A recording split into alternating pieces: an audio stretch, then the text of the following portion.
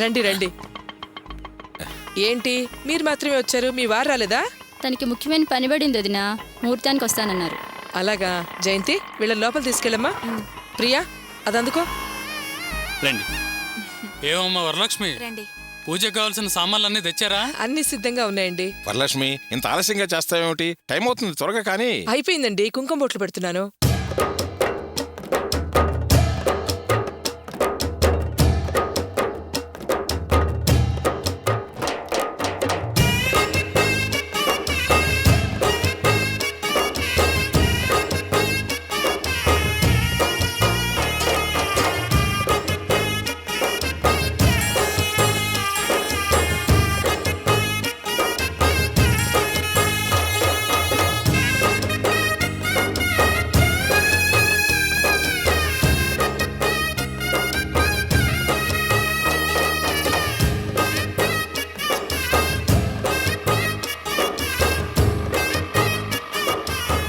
నాన్న, ఆ, కస్తూర తెస్తుంది.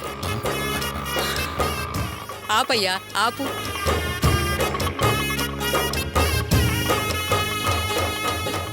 ఇగో డబ్బులు.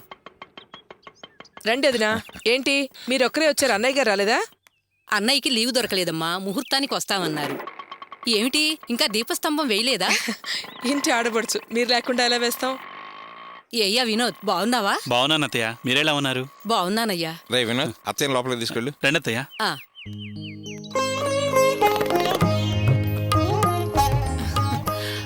రండి రండి. అత్తయ్య బాగున్నావా అర్చన? బాగున్నాను అత్తయ్య. అవును, మీరంతా ఎప్పుడొచ్చారు? ఇప్పుడే వచ్చామండి. అలాగా, నాకసలే తీరిక లేదు.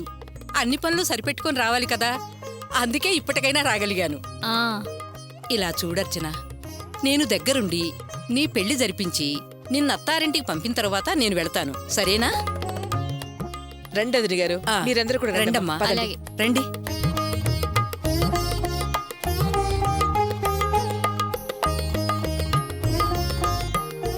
త్వరగా రండమ్మా. ఆయన తొందర చేస్తారు, త్వరగా రండి. ఆ, ఆ. వదినా రండి రండి. వరలక్ష్మి, ఏమిటి ఆలస్యం? త్వరగా రా, టైం అవుతుంది. వచ్చేస్తున్నామండి, రండమ్మా. రండి రండమ్మా, రండి. రండి. వదినా పట్టుకోండి. పట్టుకోండమ్మా.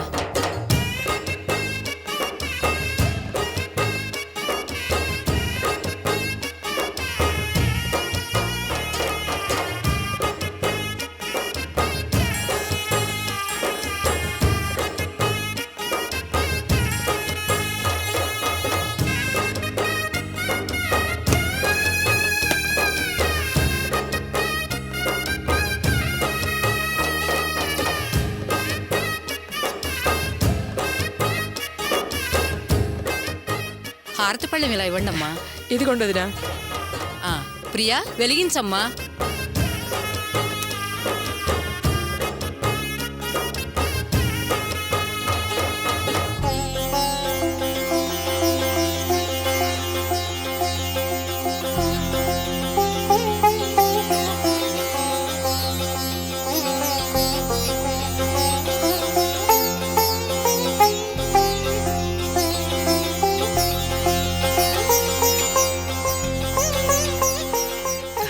పదండి, అందరు లోపలికి వెళ్ళండి. రండమ్మా, పదండి, తీసుకెళ్ళమ్మా.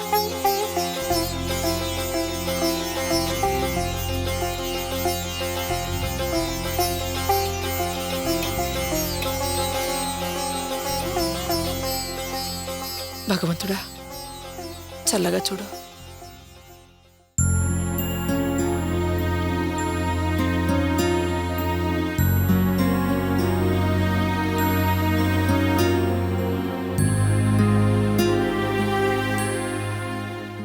అర్చన, ఏమిటే పెళ్లి కూతురుకు ఉండాల్సిన కళ నీ ముఖంలో కనిపించట్లేదు, ఏమైంది? ఎందుకలా ఉన్నావు? నిజం చెప్పవే, నీకీ పెళ్లి ఇష్టం లేదా? మరి మీ అమ్మేమన్నదా? చెప్పవే, నే వెళ్ళడుగుతాను.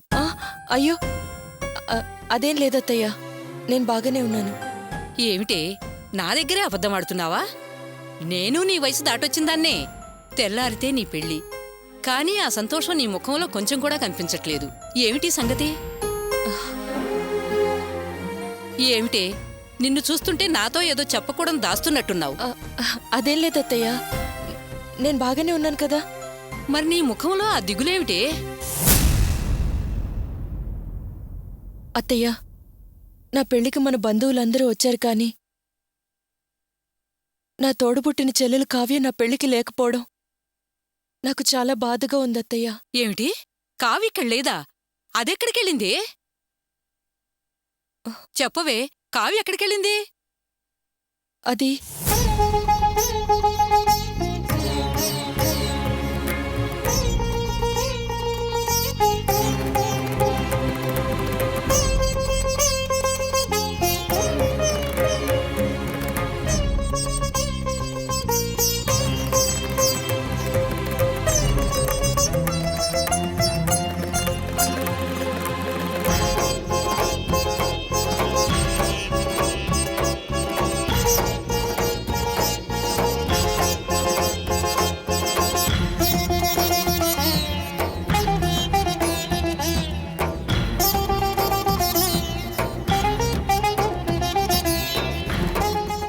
ఏమే అర్చన, ఇంత జరిగింది కదా, అయినా కూడా మీ అమ్మ నాతో ఒక్క విషయం కూడా చెప్పలేదు. పైగా అబద్ధం చెప్పింది. మంగళసూత్రం చేయించే రోజు కూడా కావ్య ఆఫీస్కి వెళ్ళింది, లీవే దొరకలేదని నా దగ్గర నిజం దాచింది కదూ. ఉండు, ఇప్పుడే వస్తాను. అత్తయ్య, వరలక్ష్మి, ఆ వస్తున్నా. ఒకసారి ఇలా రా. బాగుంది కదూ? ఏంటదినా? రా, రమ్మంటున్నాను కదా. ఏంటో చెప్పండి వదిన గారు. నువ్వు రామ్మా, చెప్తాను. అరే రా, ఇట్రా. ఏంటో చెప్పండి వదిన గారు. ఏమే, కావి ఇంట్లో నుంచి వెళ్ళిపోయిందట కదా. ఇంట్లో ఇంత మంచి శుభకార్యం జరుగుతుంది కదా, దాన్ని ఎందుకు రమ్మని పిలవలేదు చెప్పు.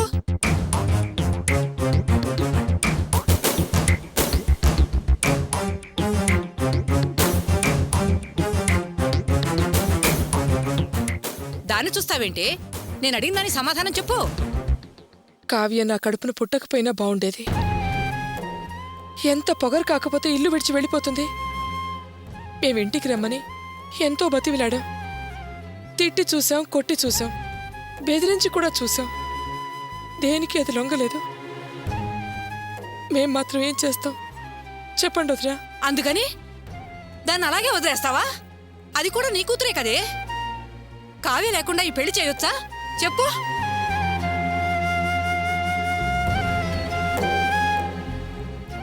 ఇలా చూడు, రేపు పెళ్లి మండపంలో మన బంధువులందరూ మీ రెండో అమ్మాయి ఏది అని అడిగితే ఏమని సమాధానం చెబుతావే? అది రానందట, నువ్వు వదిలేశావు. ఏమే, ఆ రోజు నేనొచ్చినప్పుడు ఈ సంగతి నాతో చెప్పున్నట్టయితే నేను వెళ్ళి దాని పళ్ళు రాలగొట్టి రెక్కపట్టుకొని లాక్కొచ్చేదాన్ని కదా. ఒకసారి అర్చన చూడు, దీని ముఖం చూడు. కొత్త పెళ్లి కూతురు ఎలా ఉందో చూసావా? తన పెళ్లికి చెల్లెల్లేదన్న బెంగతో ఎలా వాడిపోయిందో. వరలక్ష్మి, కావ్య ఎక్కడుందో నాకు చూపించు, నేను వెళ్ళి తీసుకొస్తాను. పద. వదిన గారు, తొందరపడకండి. మీరిప్పుడే కదా వచ్చారు. మీరు కాసేపు విశ్రాంతి తీసుకోండి. ఈలోగా నేను ఇక్కడ పనులన్నీ పూర్తి చేస్తాను. మధ్యాహ్నం మనిద్దరం వెళ్ళి దాన్ని తీసుకొద్దాం. అత్తయ్య, నన్ను పెళ్లి కూతుర్ని చేయడానికి ముందే కావ్యం తీసుకురండి. అది లేకుండా నేను పెళ్లి మండపంలోకి రాలేను. ఇదిగో ఇది దీని వరుస.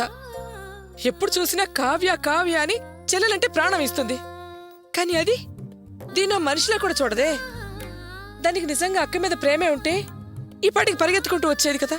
వరలక్ష్మి, వస్తున్నానండి. అదిగో మీ తమ్ముడు పిలుస్తున్నారు. మీరు మాట్లాడుతూ ఉండండి. మనం తప్పకుండా తర్వాత వెళదాం. అర్చన, ఇలా చూడు, నువ్వేం బాధపడకు. నేను అమ్మా వెళ్ళి ఎలాగైనా కావ్యని ఇక్కడికి తీసుకొస్తాం. నువ్వు కోరుకున్నట్టే నిన్ను పెళ్లి కూతురు చేసే సమయానికి కావ్య ఇక్కడుంటుంది. సరేనా?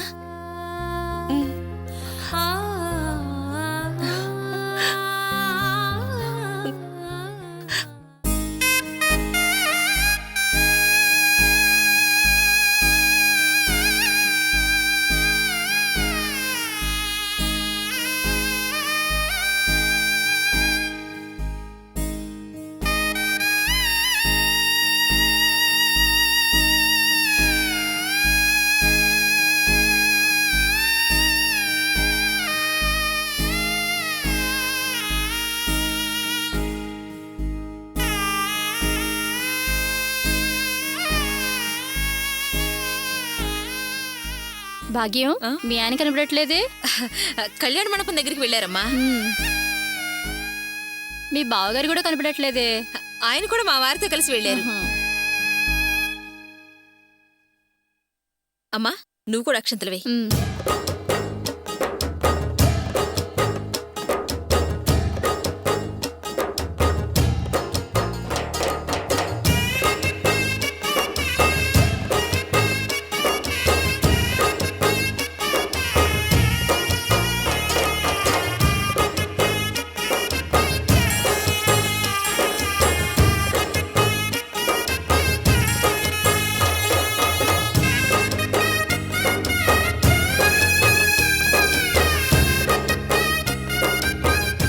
వాసు,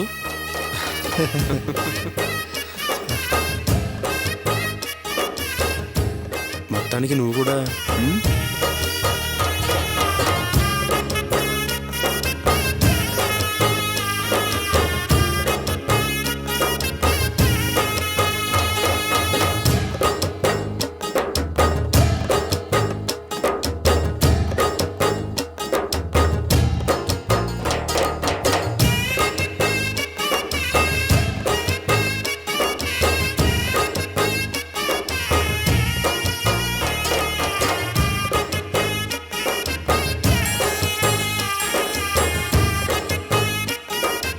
పద గోపి.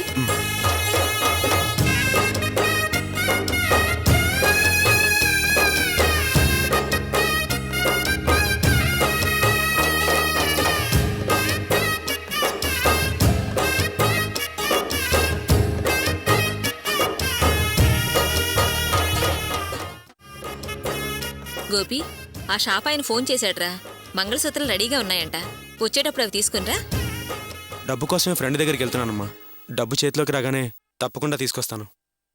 పెళ్లి దగ్గర పెట్టుకుని డబ్బులు దొరికితే మంగళసూత్రాలు తెస్తానంటావేంట్రా? నీ చేతిలో డబ్బులు లేవా? ఇంకా ఒకరోజు టైం ఉంది కదమ్మా. నా దగ్గర 25,000 ఉన్నాయి. డబ్బులన్నీ ఖర్చయిపోతున్నాయి. మంగళసూత్రాలకి కనీసం ఇంకో 25,000 అవసరం అవుతాయి. అందుకే ఫ్రెండ్ దగ్గరికి వెళ్తున్నాను. ఏంటి గోపి ఇలా చేశావు? వాటి కోసం ముందుగానే డబ్బులు పక్కన పెట్టుకోవచ్చు కదా. పెట్టుకుందానమ్మా, కానీ పాపం వాసుగాని విడిపించడం కోసం ఆ డబ్బులు వాడేశాను. అదేమిట్రా? అందుకోసం మరో చోట అడుగుతానన్నావుగా. ప్రయత్నించాను, కానీ డబ్బు సర్దుబాటు కాలేదు. సరే గోపి, డబ్బులు దొరికితే వాటిని తీసుకునిరా. లేదనుకో నువ్వేం బాధపడకు. మంగళసూత్రాలు తాడు పెడతావని ఆడపెళ్లివారితో మనమే కదా చెప్పాం. ప్రస్తుతానికి మంగళసూత్రాలు చేయిద్దాం. చేతికి డబ్బొచ్చాక తాడు కూడా చేయిద్దాం. వద్దమ్మా, అలా చేయడం తప్పు. 20 కాసుల బంగారంలో ఒక్కాసు తగ్గినా ఒప్పుకోను అన్నావు కదా. అలాంటప్పుడు మనం తక్కువ చేస్తే బాగోదు. మనం పెట్టదలుచుకున్న బంగారం ఏదో పూర్తిగా పెడదాం. అదే పద్ధతి, మర్యాద. డబ్బుని నేను ఎలాగలా సర్దుబాటు చేస్తాలే. సరేరా, వస్తానమ్మా.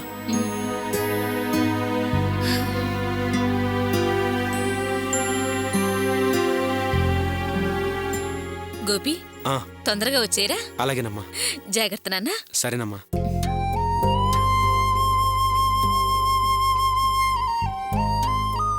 రాణి, రాణి. వాసు, రాణి ఎదురా కనిపించదే?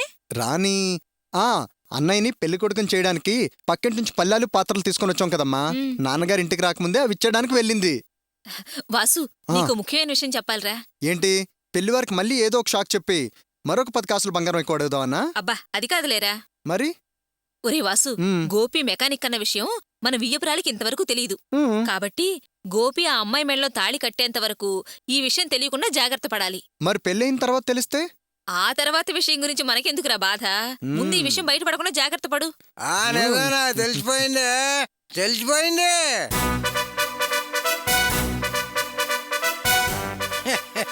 తెలిసిపోయింది, నాకు తెలిసిపోయింది.